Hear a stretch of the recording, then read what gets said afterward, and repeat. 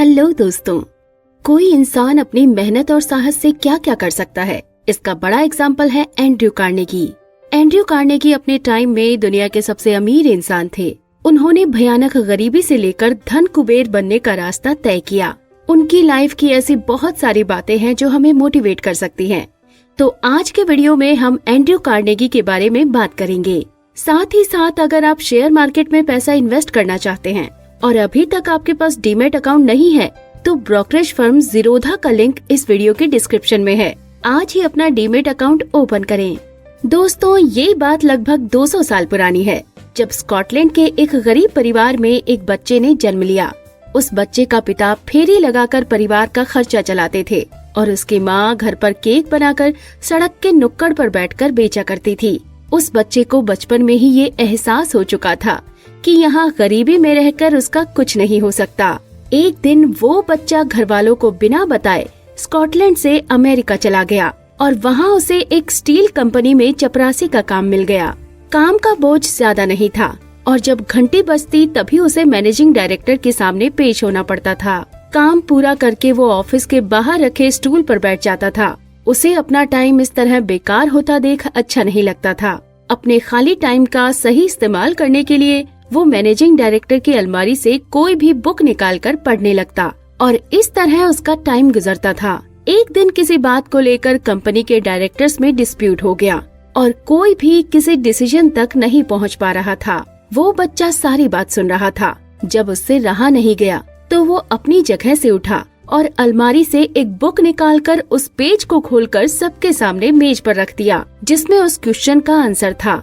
ये देखकर सबको बहुत सरप्राइज हुआ। सभी ने एक साथ उसकी खूब तारीफ की। ये बच्चा था एंड्रयू कार्नेगी। एंड्रयू कार्नेगी ने पूरी ईमानदारी से काम किया। काम से टाइम निकालकर वो पढ़ना लिखना भी सीखते रहे।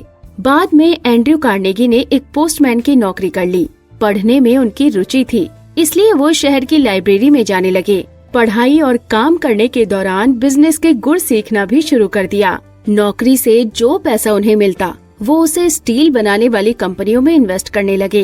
स्टील कंपनियों से उन्हें अच्छी खासी आमदनी होने लगी। आगे चलकर उन्होंने खुद की स्टील कंपनी बना ली। आगे करीब 1 दशक तक एंड्रयू कार्नेगी स्टील बिजनेस में ही लगे रहे। उनकी मेहनत ने अमेरिका में स्टील क्रांति ला दी। 1889 में एंड्रयू कार्नेगी का स्टील कॉरपोरेशन दुनिया का सबसे बड़ा कॉरपोरेशन बन गया। वो स्टील किंग के नाम से मशहूर होने लगे।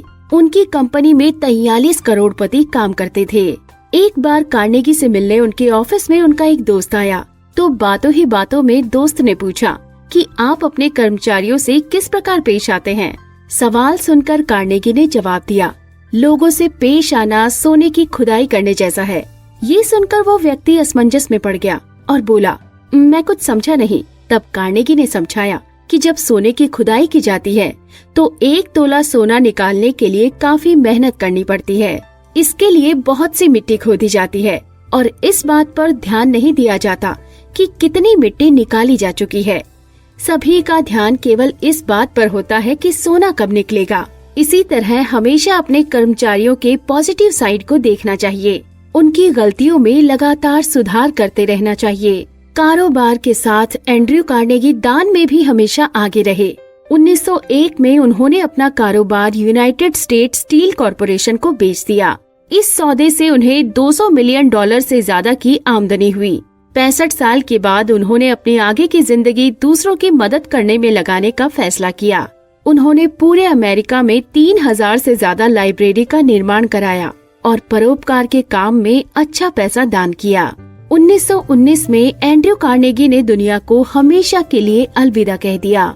अपनी लाइफ से उन्होंने ये प्रूव कर दिया कि मेहनत के दम पर कुछ भी किया जा सकता है। तो दोस्तों, अगर वीडियो पसंद आया तो लाइक का बटन जरूर दबा दें और हमसे जुड़ने के लिए एफर्टलेस जीके को इंस्टाग्राम पर भी जरूर फॉलो करें और ऐसी ही काम की बातों के लिए चैनल को सब्सक्राइब करें। साथ ही साथ डिस्क्रिप्शन में दिए लिंक से ज़ीरोधा से अपना डीमैट अकाउंट ओपन करना ना भूलें।